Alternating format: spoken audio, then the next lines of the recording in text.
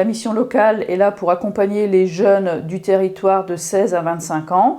En 2020, on a développé le CLAP, Comité local d'aide au projet, qui est un dispositif régional qui est soutenu par les missions locales et dont l'objectif est de s'entourer de partenaires pour accompagner les jeunes qui ont une envie de développer une activité économique sur le territoire.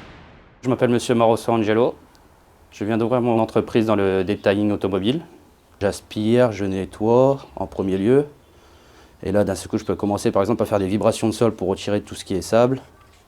Et ainsi de suite, vraiment du detailing, un peu de renouvellement par exemple de plastique abîmé ou de siège tissu très abîmé.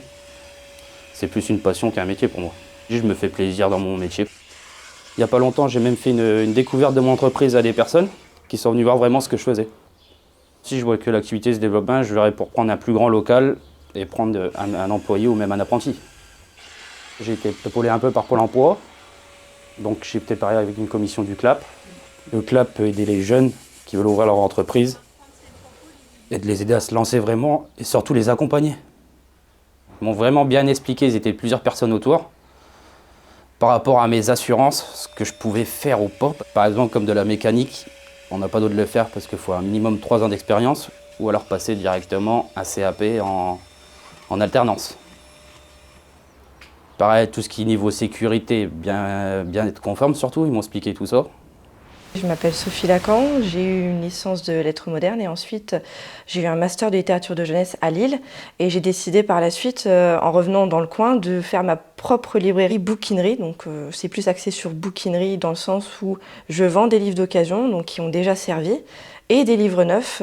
Je sais que si j'avais travaillé dans une librairie classique, la librairie aurait eu un regard sur les livres que je choisis pour la boutique. Là j'ai plus de liberté. Au niveau des horaires, je peux plus m'accommoder.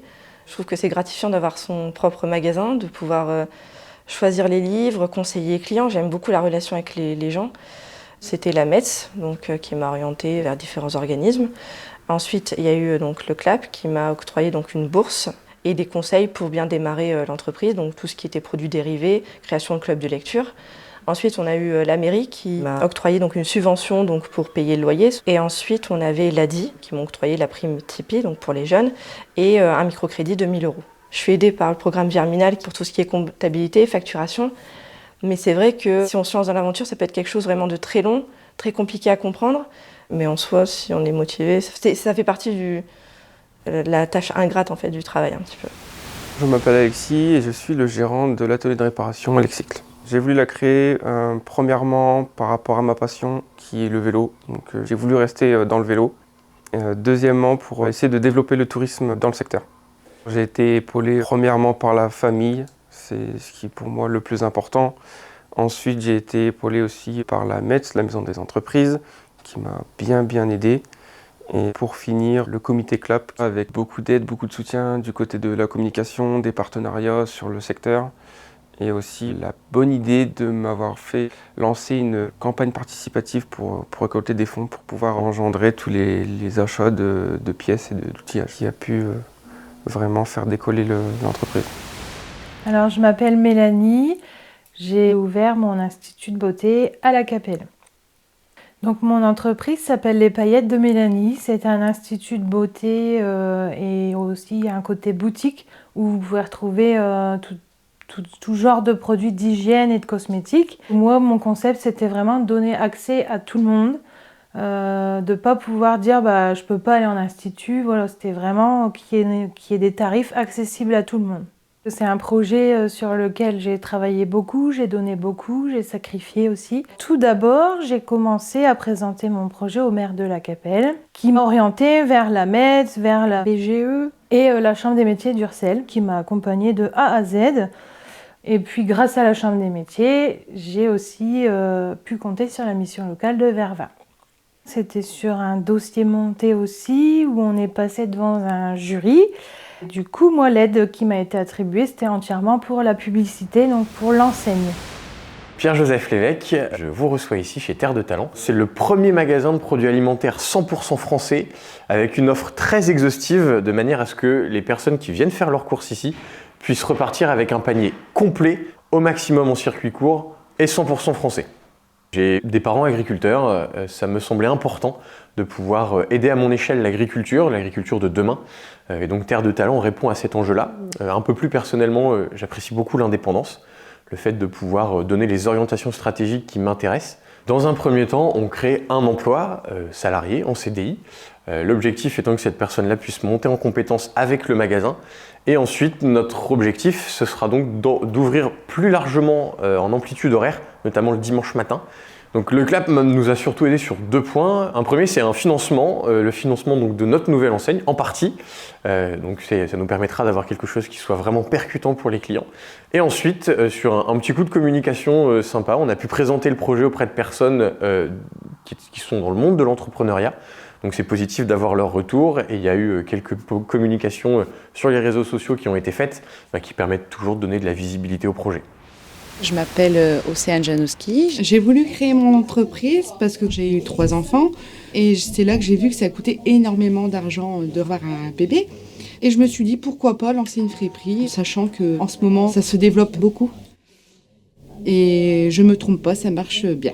L'avantage d'être auto-entrepreneur, c'est que personne me dise ce que je dois faire, que je fais comme je veux, je m'oriente comme je veux, au prix que je veux, mais qui reste tout à fait abordable. C'est moi qui décide comment j'arrange mon magasin. J'ai créé un emploi, j'ai actuellement un contrat d'apprentissage d'une jeune fille qui vient d'avoir 18 ans.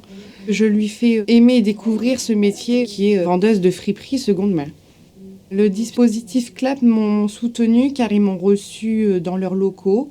Ils ont écouté la création de mon entreprise, ils m'ont prodigué des conseils au niveau de l'organisation par rapport à la caisse, tout ce qui est friperie, dépôt, chaque catégorie a son importance. Pour moi, savoir ce qui fonctionne le plus et ce qui ne fonctionne le moins.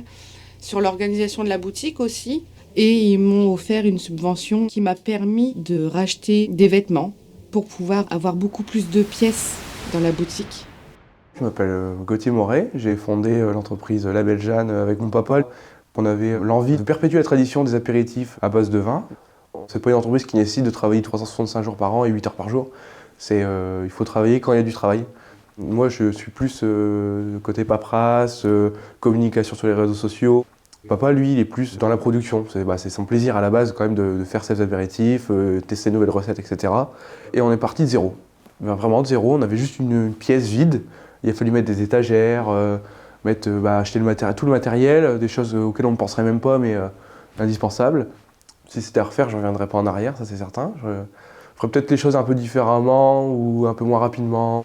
On n'est pas entrepreneur, on a besoin de conseils, on a besoin d'aide, etc. dans les démarches. Le CLAP, j'en ai entendu parler donc déjà de par la MET. On m'a conseillé, on m'a dit je vais te mettre en relation pour le CLAP. J'ai été agréablement surpris, il y avait énormément de monde. Il faut te dire quelque chose, c'est que c'était un échange. On a demandé, nous, donc, à ce qu'on nous finance nos équipements informatiques. Les gens sont bienveillants, ils sont là pour vous recevoir et tout se passe très bien. Je m'appelle Sarah Croé, je fais du maraîchage, donc production de légumes et de petits fruits rouges. J'ai toujours aimé travailler dehors, avoir le contact avec la terre, la nature, les animaux. Donc j'avais besoin de ça et je voulais proposer aussi aux gens de pouvoir se nourrir avec des bons produits et surtout de saison. Les avantages d'avoir créé mon entreprise, c'est de pouvoir faire ses propres horaires, même si les journées sont fort remplies, et surtout de faire ce qu'on aime et comme on veut, de A à Z, comme nous on le souhaite. Le dispositif CLAP m'a aidé donc financièrement, mais également m'a bien épaulée pour des petites choses pratiques auxquelles on ne pense pas forcément quand on démarre notre entreprise. Je suis très satisfaite de mon choix, surtout avec le retour que j'ai des clients qui viennent, qui sont très satisfaits et qui continuent chaque semaine de me prendre des légumes. Ça, c'est très très agréable. Je suis Constant Mulet, j'ai créé une entreprise en ébénisterie.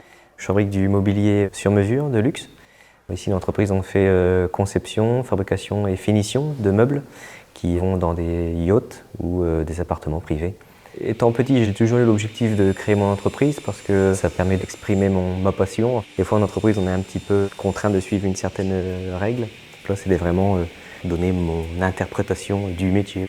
Quand j'ai un peu de temps, je fais des créations, ce qui me permet de démarcher un peu plus de clientèle et puis surtout montrer mon savoir-faire parce qu'en l'occurrence, la majorité des pièces que je fabrique, c'est confidentiel, donc on ne peut pas faire de communication dessus. Pour l'instant, je travaille seul dans l'entreprise. Malgré tout, j'ai ma compagne qui m'aide aussi sur beaucoup de choses, notamment au niveau du design. Et aussi, elle apporte ses compétences en termes de travail de cuir. Le comité CLAP m'a soutenu sur la mise en confiance avant d'aller rencontrer un banquier pour essayer de séduire le banquier, on va dire. Quand l'entreprise sera bien développée, qu'on aura des projets en conséquence, c'est pas exclu d'embaucher du personnel. Moi, c'est Blandine. Je suis prothésiste ongulaire depuis 1 an bientôt. J'étais déjà intéressée par la prothésie bien avant. C'est quelque chose qui m'attirait. Et j'ai eu un cadeau de Noël. C'est parti de ça, de toute façon. J'ai eu un kit pour pouvoir faire mes ongles moi-même. Et j'ai vraiment découvert un intérêt, vraiment. Je suis quelqu'un qui est assez patiente, qui fait les choses correctement, qui est minutieuse, etc. Et du coup, ça m'a permis de continuer à développer. Et j'ai voulu développer justement ce côté, je ne vais pas dire artiste, mais un peu quoi, de la prothésie ongulaire. J'ai eu le CMA Ursel qui m'avait contacté en premier. J'ai eu la mission locale, du coup, quand j'ai eu besoin de faire une demande de subvention pour ma formation, justement, qui a été là donc avec le comité CLAP. Donc en fait, on passe devant des personnes pour présenter le dossier de l'entreprise. Suite à ça, ils évaluent si oui ou non nous avons besoin d'aide justifiée pour pouvoir avancer l'entreprise. Donc j'ai eu cette aide-là et j'ai aussi eu une aide du FAFCA, pareil pour ma formation. Ces 2 organismes-là m'ont aidé à pouvoir justement la passer et à en être là où j'en suis aujourd'hui.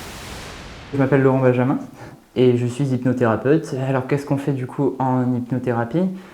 Principalement, on va travailler sur des problèmes, des choses qui embêtent les gens, des troubles liés à la psyché, donc liés à tout le système de pensée, niveau cérébral. Ce que je veux dire par là, c'est addiction, compulsion, phobie, tout ce qui est aussi stress, tout ce qui est anxiété, ce genre de choses-là principalement. J'ai voulu créer mon entreprise parce que c'est un métier qui se fait très peu. Il n'y a pas vraiment de cabinet de thérapeute, encore moins dans le coin. Je suis extrêmement satisfait de ce choix vu que chaque jour qui passe dans ce travail est toujours un plaisir. En fait, c'est que j'ai réussi à trouver le moyen de prendre plaisir dans mon travail. Je peux décider de mes emplois du temps, je peux les adapter comme je souhaite. Et puis surtout, moi, je suis un être humain qui n'aime pas avoir des N+1, N+2 qui me disent quoi faire. Je préfère être dans mon autonomie et faire ce que je veux, mais aussi le faire bien et que je puisse le faire à ma manière. Le dispositif CLAP m'a soutenu essentiellement monétairement et du coup indirectement moralement. Et aussi m'a soutenu pour m'aiguiller sur les premiers pas dans la gestion de mon entreprise. Et ce qui m'a permis du coup d'en arriver en partie grâce à eux, là où j'en suis. Comme vous le voyez, le comité local d'aide au projet est là pour vous tendre la main. Donc si vous êtes un jeune entrepreneur sur le territoire de l'Attirage, n'hésitez pas à saisir cette main tendue. Le comité sera bienveillant pour vous aider à développer votre entreprise. Ce que je retiens devant le passage du comité, c'est que déjà toutes les personnes qui étaient présentes m'ont soutenue par rapport à ce projet. J'ai eu que des beaux conseils.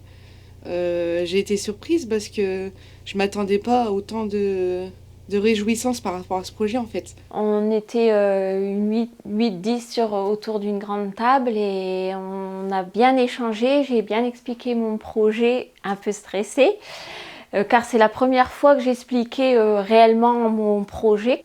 Donc très très agréable et rencontrer de belles personnes aussi. Pour moi c'était très bien, des gens très avenants qui se voient, qui sont bel et bien là pour nous. Et ça fait plaisir de voir que les personnes investissent de leur temps car chaque seconde est précieuse pour un être vivant. Ils ont vraiment fait les choses bien pour pouvoir vous aider à avancer et à évoluer pour que justement vous puissiez continuer loin dans l'avenir, que ce soit pas quelque chose sur court terme. On a eu des bons échanges avec des personnes qui trouvaient le projet porteur, avec des personnes qui trouvaient le projet intéressant, et on a aussi eu des échanges avec des personnes qui ont posé des questions, émis des doutes sur certains aspects qu'on allait développer. Ça remet en cause un petit peu nous le projet, ça nous permet vraiment de faire le tour des questions avant l'ouverture. Donc ce passage au comité était très pertinent sur tous ces points que je viens d'évoquer. C'est un petit peu impressionnant. Moi, je garde un très bon souvenir parce que j'ai eu beaucoup d'encouragement et de félicitations lors de ce passage devant le jury. Et non, franchement, je les remercie encore aujourd'hui. Le conseil que je peux donner à un jeune qui veut se lancer comme moi je l'ai fait, c'est y aller tête baissée et monter son dossier avec les personnes dont il faut et se lancer, ne pas avoir peur. Des conseils, on peut en donner tout un tas, hein. Le tout, c'est vraiment d'être sûr de soi, d'avoir confiance en soi, d'être épaulé par les bonnes personnes, d'être accompagné par les bonnes personnes, d'avoir un soutien aussi familial, c'est important. Vas-y, fais-le parce que dans tous les cas, il y a toute expérience à en tirer un bénéfice. Et puis au pire, on a appris de nos erreurs. Bah, surtout d'être prudent, de ne pas faire vraiment vite parce qu'à la fin, il fera des bêtises et parce que j'étais tellement pressé d'ouvrir qu'en fait que je me rendais pas compte de ce que je faisais au début. Bien se préparer, d'avoir bien son projet en tête, de se questionner sur les conséquences que peuvent avoir la création d'entreprise sur la vie quotidienne aussi. Toujours essayer de se remettre en question, mais en ayant confiance dans son projet. Moi, on m'a toujours dit qu'il tente rien à rien.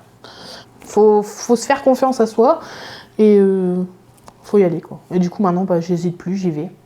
N'ayez pas peur de parler de votre projet. La personne qui crée le projet, souvent, elle a une histoire. Parlez de votre histoire et puis voilà, tout ira bien. Faut oser, lancez-vous. Le pire, ce serait d'avoir des regrets et de se dire qu'on n'a pas essayé quelque chose qui était une bonne idée. De foncer, d'y croire et tout c'est réalisable.